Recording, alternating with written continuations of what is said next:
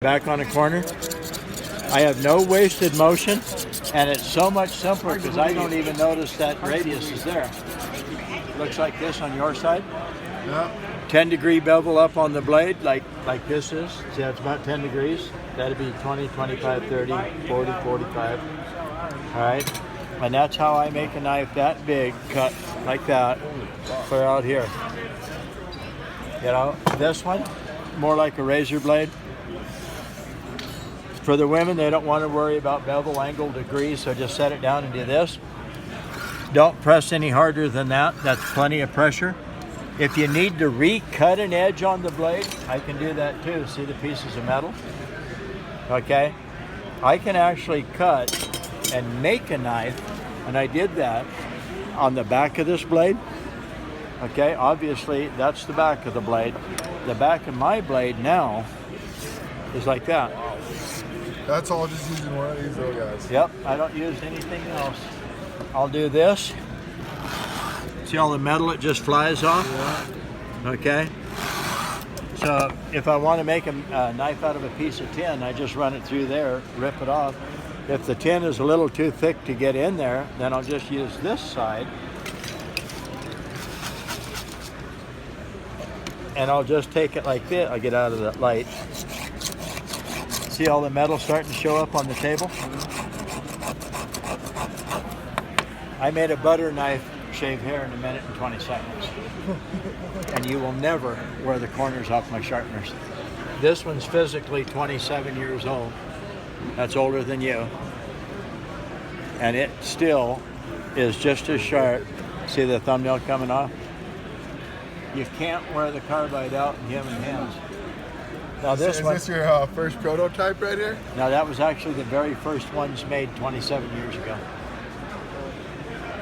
All of these others came along after the 27 year ago. Now watch this.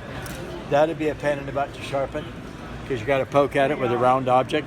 I just pretend there are 20 little blades. I set it down, left slide it, set it down, left slide it, set it down, left slide it. Let it bump, bump, bump down through there like that, flat on the back. And I end up with an old bread knife that cuts like that.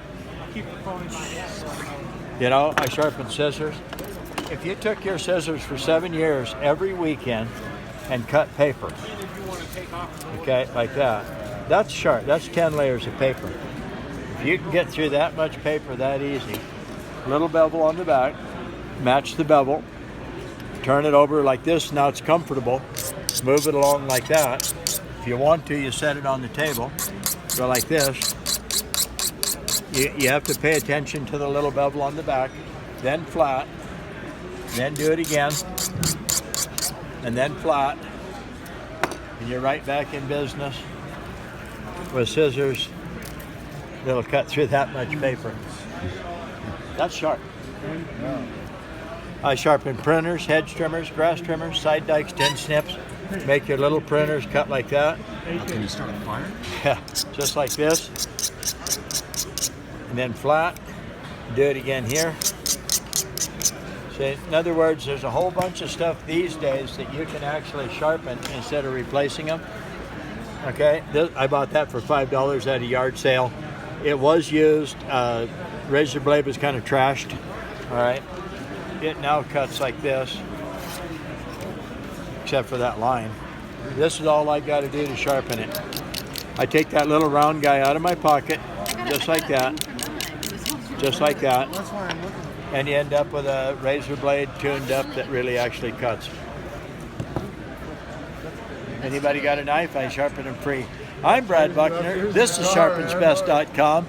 This is the Denver Tanner Show. All right, there's another one the 29th and the 30th of December. So why don't you come down here, say hi to Brad, and get 20% off the 29th and the 30th. Just because you've seen this video, tell me, because I'm not going to remember, right? All right, this is Brad, sharpensbest.com. You take care. We'll see you later.